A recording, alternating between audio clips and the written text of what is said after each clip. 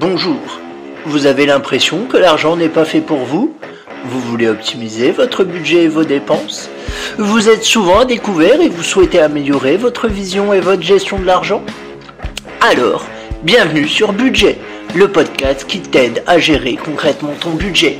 Définition, réflexion, technique, je vais vous donner mes clés pour dépasser vos croyances limitantes liées à l'argent et pour optimiser votre budget. N'hésitez pas à vous abonner et à partager ce podcast. Bonjour à tous, bienvenue sur Budget. Alors déjà, je suis très content et je voulais vous remercier parce que, mon Dieu, le podcast bat tous mes espoirs en matière de téléchargement, de likes, de personnes qui s'abonnent. Donc je suis très content de mes statistiques et c'est grâce à vous, ça me motive d'autant plus à vous fournir du contenu de qualité. D'ailleurs, si tu n'es pas encore abonné, je t'invite à le faire, comme ça tu ne pourras plus rien louper, et je t'invite également à aller noter le podcast sur Apple Podcast, voilà. Mets la note qui te convient, bonne si possible. Aujourd'hui, on va parler de ton rapport à l'argent et on va matérialiser ce concept de rapport à l'argent qui est plutôt assez peu terre à terre, on va dire, assez difficile à quantifier. On va le matérialiser par une courbe ou plutôt une flèche. Donc je t'incite à prendre une feuille de papier, à tracer une flèche qui monte, tout simplement. Au bas de la flèche, tu mets « Je déteste l'argent » et en haut de la flèche, tu mets « Je suis à l'aise avec l'argent ». Fais une flèche assez grande. Si jamais tu es chez toi et que tu as du papier A3, tu peux même faire ça sur du papier A3, ça n'en sera que mieux. Sinon, une bonne vieille feuille A4 fera l'affaire. Mais c'est important de le faire. Moi, encore une fois, dans mes podcasts, j'essaye de vous amener du contenu que j'espère de valeur, et notamment par le biais d'exercices que j'essaye de faire assez ludiques autant que faire se peut. Et ces exercices-là, c'est important que tu les fasses. C'est pas des conneries. Si je dis ça, c'est parce que moi, je les ai faits. Et si je dis qu'il faut que tu les fasses, c'est parce que je devais les faire et que pendant longtemps, je les ai pas faits. Donc voilà, ne fais pas les mêmes erreurs que moi, gagne un peu de temps, fais-les dès maintenant, tu m'en remercieras dans quelques temps. Donc, une flèche qui monte vers le haut, en bas, l'argent, c'est pas bien, en gros, et en haut, je n'ai pas de souci avec l'argent. Donc ça, c'est grossièrement la flèche de ton rapport à l'argent. Déjà, dans un premier temps, tu vas essayer de te situer sur cette flèche. C'est-à-dire, toi, à l'heure actuelle, où tu en es par rapport à ton rapport à l'argent. Tu peux imaginer des paliers intermédiaires. Je sais pas, moi, j'aime bien l'argent, mais je pense qu'il n'est pas fait pour moi, etc., etc. Tu peux mettre des paliers intermédiaires si tu veux. Moi, je vais pas te donner de palier intermédiaire parce que sinon ça va t'influencer et c'est vraiment un travail qu'il faut que tu fasses toi avec tes mots. Alors, j'ai bien conscience que du coup, c'est plus compliqué, j'en ai conscience et je m'en excuse, je vous fournis pas quelque chose de tout fait parce que je pense que c'est mieux que vous mettez vos propres mots. Ça sera beaucoup plus impactant pour votre cerveau. Donc, dans l'idée, vous vous situez sur votre courbe. En gros, vous faites 1 c'est tout en bas, 10 c'est tout en haut. Est-ce que vous vous situez à 2, 3, 4? Est-ce que vous vous situez à 5, 6, 7, 8?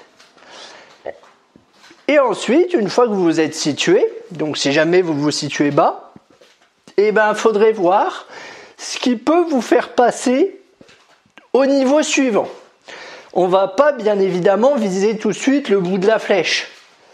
Sinon, je veux dire, si vous êtes, mettons, à 1, je déteste l'argent, vous n'allez pas tout de suite passer à 10. C'est illusoire. Quand bien même vous gagnerez au loto, vous ne passerez pas à 10 automatiquement. Parce qu'il faut déjà qu'on se débarrasse des croyances limitantes. Et du coup, si vous êtes, par exemple, je sais pas, moi, au niveau 3, et ben vous allez identifier ce qui vous bloque pour aller au niveau 4. Vous voyez ce que je veux dire? Alors, encore une fois, je ne peux pas vous donner d'exemple, parce que sinon ça va vous influencer. C'est ça qui est un peu compliqué, mais l'idée c'est vraiment de voir au fur et à mesure comment vous allez passer les niveaux, qu'est-ce qui va faire dans votre cerveau que au fur et à mesure votre situation va se débloquer. Et pour ça, il faut que vous listiez vos croyances limitantes liées à l'argent, toutes les croyances que vous avez, et qu'ensuite, ce que vous pouvez faire, vous pouvez les mettre sur votre graphique, sur votre flèche, pour voir comment vous pouvez les combattre. Ça, c'est intéressant en matière de projection. Encore une fois, le cerveau, il faut qu'il puisse se projeter dans du concret. Et ça, c'est du concret. J'ai la croyance limitante que...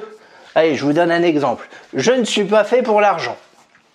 Pour avoir de l'argent. L'argent, c'est pas pour moi, c'est pour tout le monde, mais sauf pour moi, parce que je me sens pas légitime pour avoir de l'argent, par exemple.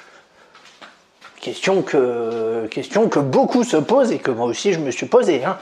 Eh ben, vous allez voir, vous allez réfléchir à quoi peut être liées ces croyances limitantes. Ça peut être la famille, ça peut être les amis, ça peut être et encore une fois, peu importe votre milieu social, vous pouvez très bien être riche et dire je pense que l'argent c'est pas fait pour moi parce que j'ai côtoyé des gens riches, ils sont cons, etc. Je fais pas une généralité, bien évidemment, vous m'aurez compris. Mais voilà, vous allez lister vos croyances, les placer sur le graphique et voir au fur et à mesure comment vous pouvez passer d'un palier à l'autre. L'idée étant d'y aller vraiment par petits pas. C'est là où je redis ma méthode des petits pas parce que je pense que c'est la méthode la plus efficace, c'est-à-dire un palier à la fois et on y va tranquillement, doucement, à votre rythme, mais on y va. C'est-à-dire que on se documente, on lit, on va sur Internet, on va sur YouTube, on interroge ses parents, ses amis, etc., pour essayer de comprendre d'où viennent ces croyances limitantes et comment vous pouvez les dépasser. Voilà, ça c'est ce que vous avez à faire.